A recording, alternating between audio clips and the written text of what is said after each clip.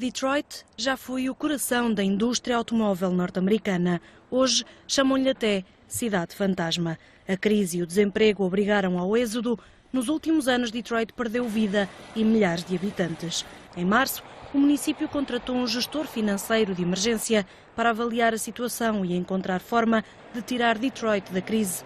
Mas o que encontrou é pior do que se temia. As contas de Detroit bateram no fundo. A cidade entrou em bancarrota, resultado de uma economia lenta, do excesso de avaliação de receitas fiscais, de gastos excessivos e de uma má gestão.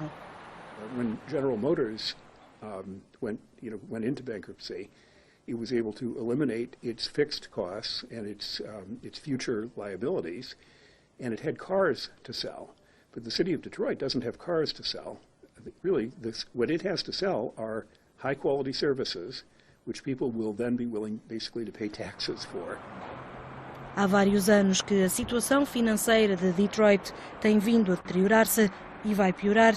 Prevê-se que até dia 1 de julho o déficit ultrapasse os 386 milhões de dólares, cerca de 300 milhões de euros.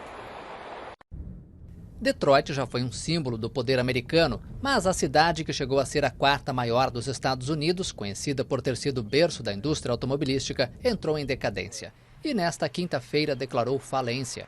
Detroit perdeu quase metade de sua população desde 1950, expulsa pela violência de gangues armadas e em busca de melhores oportunidades devido à crise na indústria automobilística. Em uma carta que acompanha o pedido, o governador do estado de Michigan, Rick Snyder, diz ter aprovado o pedido do administrador emergencial da cidade, Kevin Orr. Snyder afirmou que a falência é a única solução que vai permitir a Detroit voltar a ser estável e viável. No mês passado, a cidade havia anunciado que entraria em moratória em uma parte dos 18,5 bilhões de dólares que deve. Se for confirmada pela justiça, a quebra vai permitir buscar acordos com os credores da cidade.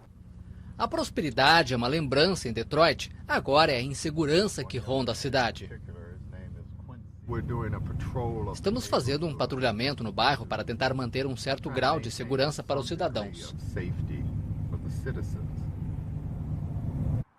Victor é voluntário. Ele ajuda a polícia a cuidar depois que o investimento em segurança diminuiu. Desde que o Estado aumentou o controle sobre as finanças da cidade, tem sido assim. A redução de custos pode atingir as escolas também. A cidade tem mais de 13 bilhões de dólares em dívidas e um déficit orçamentário de 200 milhões. A concorrência com montadoras da Europa e asiáticas custou milhares de empregos em Detroit desde 1950.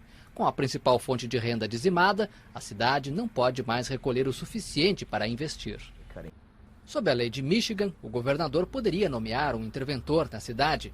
A missão seria cortar custos, a menos que as autoridades municipais tenham um plano adequado para diminuir a dívida. Uma medida dura é necessária para trazer os investimentos de volta. É muito difícil atrair investimentos para as comunidades que estão falidas, então temos que trazer de volta a saúde financeira.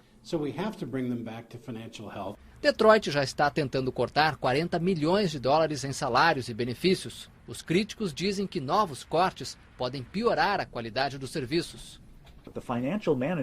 O gerente financeiro, a curto prazo, vai equilibrar as contas, mas no longo prazo vai estimular ainda mais o processo de fuga da cidade e assim tornar difícil o equilíbrio das contas no próximo ano e no ano seguinte e no outro ano também.